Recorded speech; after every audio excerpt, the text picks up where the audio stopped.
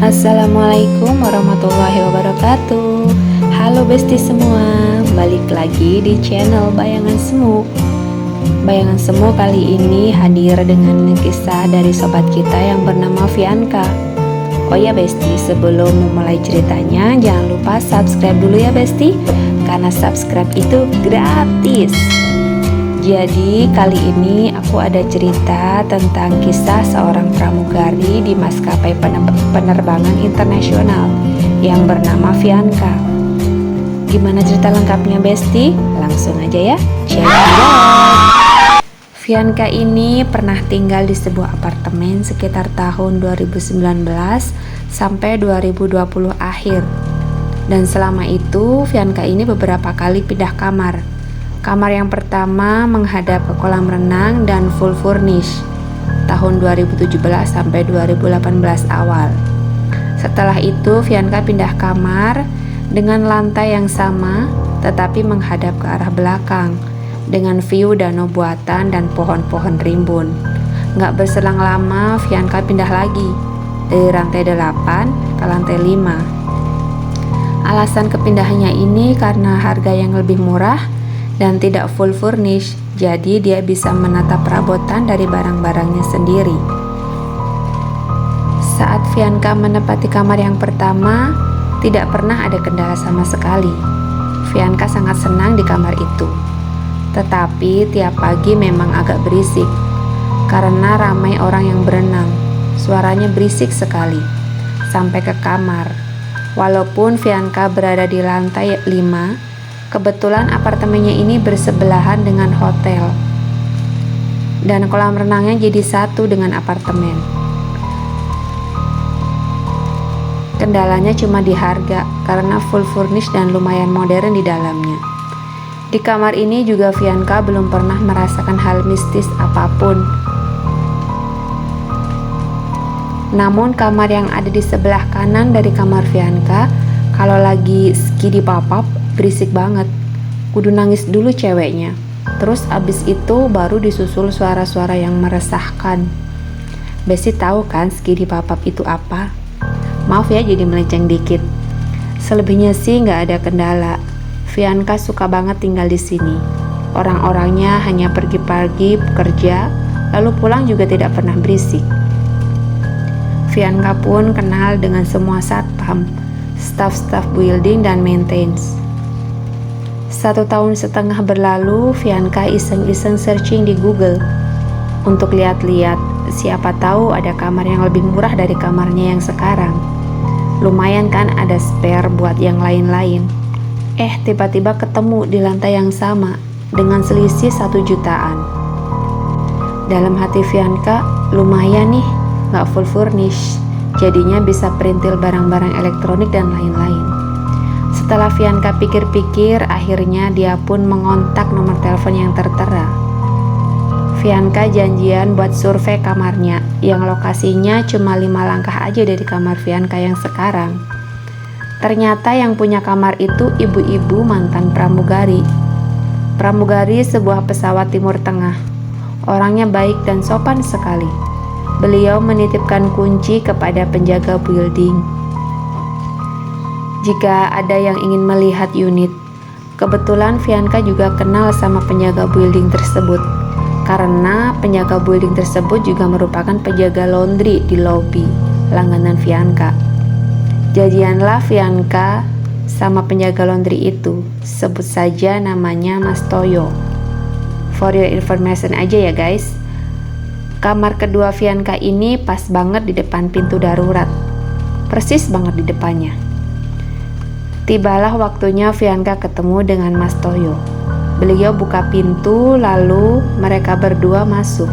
Kesan pertama saat masuk, Fianka melihat ke atas langit-langit. Warna hitam-hitam di area atas kasur dan kamar mandi. Kamarnya terasa hampa dan juga agak lembab. Saat Fianka survei, kebetulan sekalian menelpon via WA dengan ibu pemilik. Fianka bilang kalau dia sebenarnya oke-oke saja, asal atapnya diperbaiki. Fianka juga menanyakan kenapa kok atapnya kotor seperti itu. Tapi kata ibunya, kayaknya hanya jamur saja. Ibu pemilik juga bilang akan memperbaiki dan mengecat ulang atapnya dan servis AC jika Fianka jadi menyewa kamar itu. Akhirnya tanpa pikir panjang, Fianka langsung iya aja. Yang bikin Fianka tambah kaget, ibunya langsung memperbolehkan Fianka untuk membawa kuncinya. Padahal baru seminggu kemudian Fianka pindah. Fianka pun menolak dan minta untuk dibereskan dulu semuanya. Tapi tiba-tiba Mas Toyo yang tadinya diam-diam saja langsung mendadak mengajak ngobrol kepada Fianka. Mas Toyo bertanya kepada Fianka, "Mbak yakin mau pindah ke sini?" "Yakin? Emang kenapa Mas?" tanya Fianka. "Nggak apa-apa sih Mbak," kata Fianka. "Lumayan Mas, mengirit sedikit." "Oh alah, kalau gitu ya wis nggak apa-apa Mbak, semoga betah ya," kata Mas Toyo. Fianka sih cuma senyum cengir-cengir saja. Sampai pada waktunya pindahan, atap dan kamar mandi semua sudah beres. Fianka agak terasa aneh. Pada saat tidur di malam pertama, Fianka merasa ada yang menemani dan memperhatikannya. Selama 4 bulanan menempati kamar ini sendiri, masih belum terjadi hal-hal aneh. Tapi memang Fianka selalu bermimpi buruk. Tapi belum terlalu sering, dan Fianka belum terlalu curiga. Sampai pada suatu saat Fianka menikah dan tidak tidur sendiri lagi, karena ada sang suami yang menemani. Dan semenjak ada sang suami inilah kejadian-kejadian aneh pun mulai terjadi. Karena Fianka ini bekerja di perusahaan pesawat internasional, jadi Fianka diharuskan bekerja dalam shift. Tidak jarang juga Fianka masuk shift tengah malam, yaitu jam 2 malam, karena ada penerbangan pagi subuh. Suaminya pun juga sama. Kadang Fianka pulang kerja, sang suami malah berangkat kerja. Kadang juga suami kerja, Fianka yang pulang. Begitu kebiasaan rutin mereka berdua. Kebanyakan ketika Fianka shift jam 2 malam, sang suami masih di bandara. Jadi terpaksa Fianka harus berangkat siap-siap sendiri, melewati koridor dan juga naik lift sendirian sampai lobi. Karena pasti mobil jemputan sudah standby di lobi, menunggu Fianka turun dari apartemennya. Ini yang Fianka benci, karena sudah pasti suasana sepi. Banyak lampu koridor remang-remang. Fianka harus keluar kamar mengunci pintu, melihat ke pintu emergensi dan lorong buang sampah. Fianka ini paling takut sama ruangan buang sampah, karena gelap dan serem. Suka terdengar suara gubrak, nutup dan buka pintu sendiri. Karena takut, Fianka pasang headset, lalu keluar. Gak tahu kenapa saat itu hari Kamis dan pukul 2 pagi. Hawanya tidak enak banget. Fianka langsung cepat-cepat naik lift, pencet ke lobi. Tapi anehnya, liftnya malah naik ke lantai paling atas, yaitu lantai 8. Tiba-tiba hati langsung dek dan agak panik. Cuma mikir, paling juga ada kru lain yang mau berangkat kerja. Tidak lama bunyi ting, lift kebuka di lantai 8. Dan ternyata kosong pemirsa. Sekitaran 5 menit tidak nutup pintu liftnya. Fianka pun panik setengah mati, pura-pura main HP. Dan ternyata HP tiba-tiba tidak ada sinyal. Fianka sudah mau menangis rasanya. Dia mau nengok keluar lift tapi perasaan gak enak. Takut surprise ngelihat hal-hal yang aneh. Sampai pada akhirnya pintu lift tertutup. Fianka pun bernafas lega. Tapi tidak taunya, lift terbuka di setiap lantai. Pintu lift terbuka lama dan terus-terusan begitu, sampai akhirnya Fianka menangis. Dan pas lantai ketiga, baru ada mas-mas yang naik. Sampai di mobil jemputan ditanyain sama sopir, "Kenapa lama banget mbak?" Karena syok berat, Fianka tidak bisa berkata-kata. Sampai akhirnya pulang kerja, dia cerita sama suami. Dan suaminya hanya bilang, "Alah, gak ada apa-apa, itu cuma error aja liftnya." Kesal banget dalam hati Fianka. Fianka pun berdoa semoga sang suami mengalami apa yang sudah Fianka alami. Hari-hari berlalu, teror dimulai. Fianka suka erep-erep atau banyak orang yang menyebutnya ketindihan, dan sampai di fase yang benar-benar sering dan takut untuk sekedar tidur. Apalagi kalau sang suami masuk malam dan Fianka sendirian, benar-benar sampai setakut itu. Pernah pada suatu waktu Fianka tidur, suami tidak ada karena kerja malam. Tiba-tiba benar-benar antara sadar dan gak sadar, Fianka tidur dan ada yang duduk di dekat kepala. Saat itu posisi Fianka miring. Kepala Fianka dielus-elus dengan tangan yang terasa kurus sekali, dan kukunya juga panjang banget. Dia dielus-elus, gerakannya patah-patah dan pelan. Fianka panik saat itu dan benar-benar ketakutan. Tidak hanya itu saja, waktu tidur Fianka sekitar jam 7, alarm HP-nya bunyi. Pas mau nyari HP-nya, Fianka membuka mata, dan Fianka melihat ada cewek yang tinggi dan juga kurus banget, kayak udah tua banget. Mukanya serem, bener-bener tulang dibalut kulit, dan kulitnya udah melorot. Tiba-tiba duduk di sebelah Fianka. Fianka benar-benar panik, dan mau bangun pun dia tidak bisa. Sampai akhirnya Fianka memaksa untuk bangun, membaca-baca doa sebisanya. Akhirnya bangun, langsung saja Fianka teriak-teriak.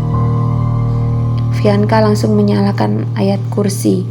Horden dibuka, semua jendela dibuka, balkon dibuka, sang pengganggu pun pergi entah kemana.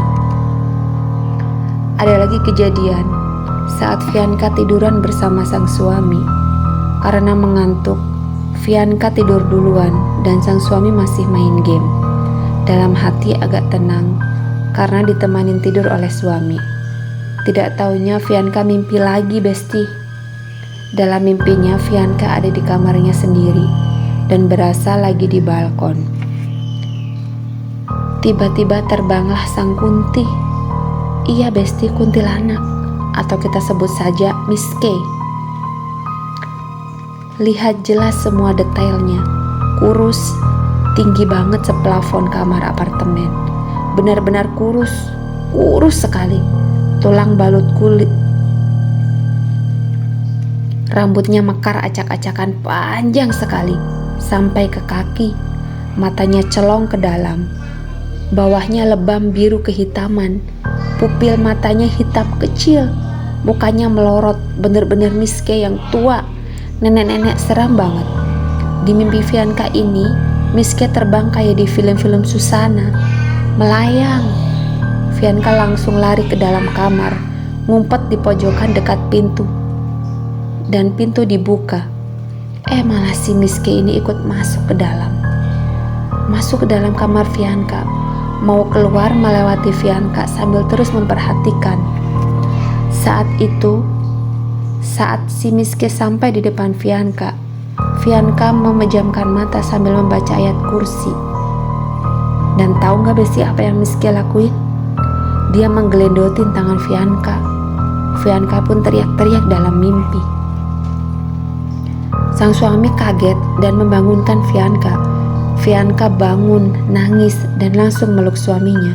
Sambil nafasnya ngos-ngosan kayak habis lari maraton, besti. Ternyata teror mistis gak sampai di situ aja, besti. Pernah suami Fianka naik lift bareng security, dan juga ada satu cewek di lantai 6. Di lift ini, ceweknya bilang kamar sebelahnya ada yang rame-rame sampai dia tidak bisa tidur. Pak Satpam bilang bahwa kamar sebelahnya itu kosong. Si cewek tidak percaya dan minta dibuka. Gak taunya beneran tidak ada orang, alias kamar kosong. Sampai si cewek ini pun ketakutan. Emang di apartemen ini banyak yang kosong.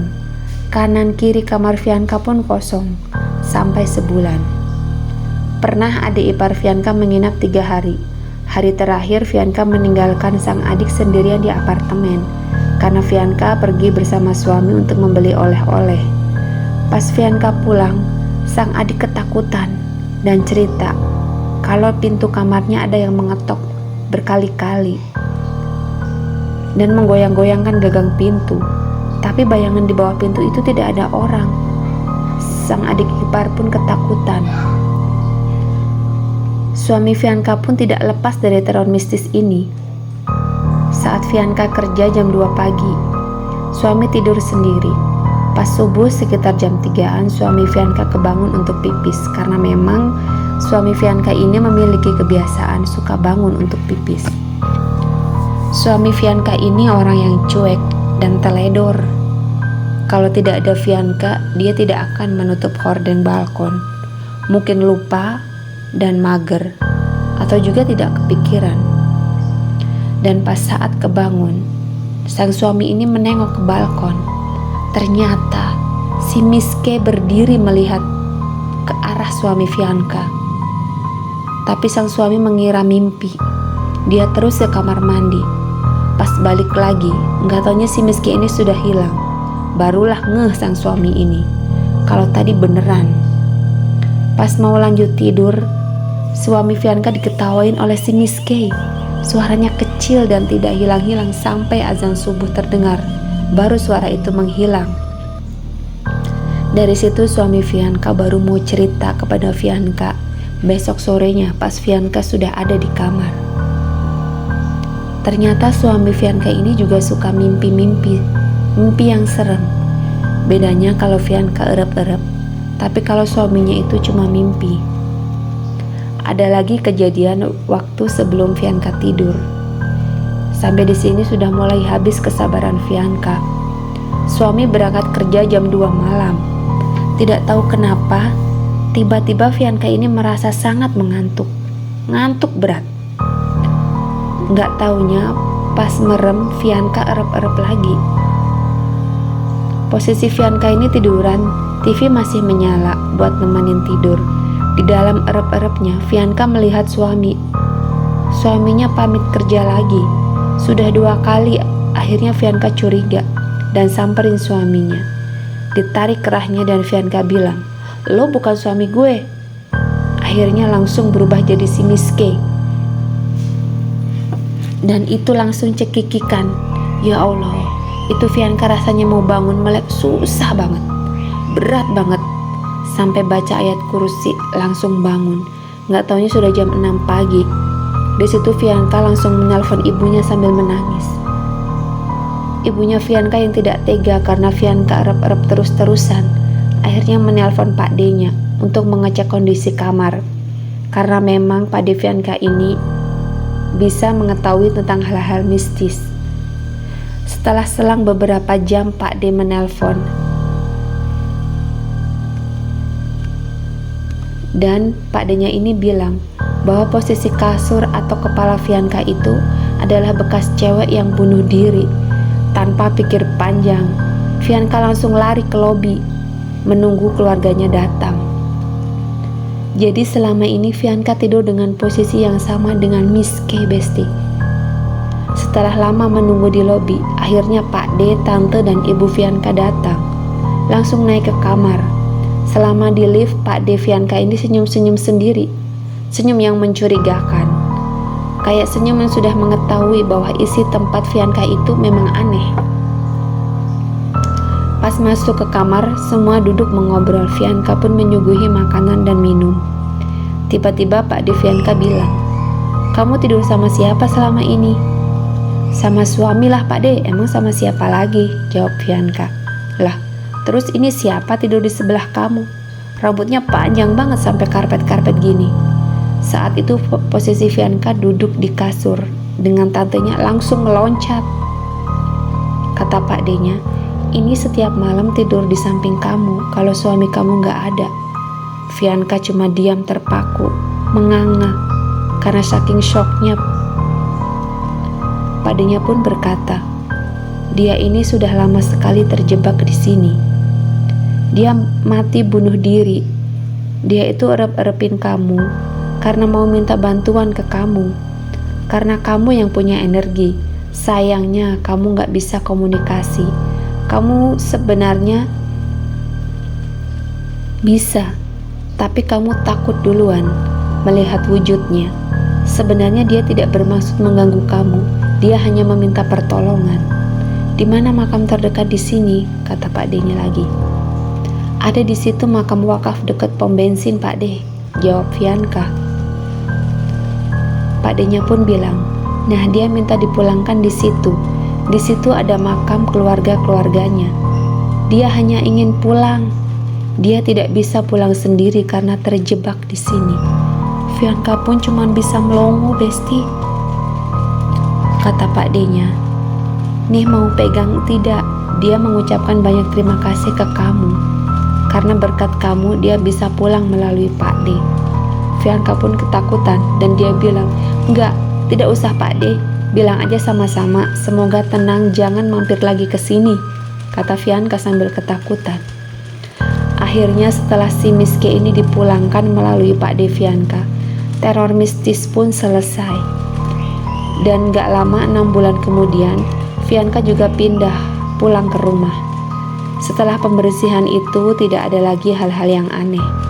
Tapi tetap aja Fianka suka parno, takut kalau ada mbak-mbak Miske yang lain. Tapi kata Pak D, memang rame banget sih di basement, apalagi lift dan lobby. Ada Pak Uwo di emergency exit dan tong sampah.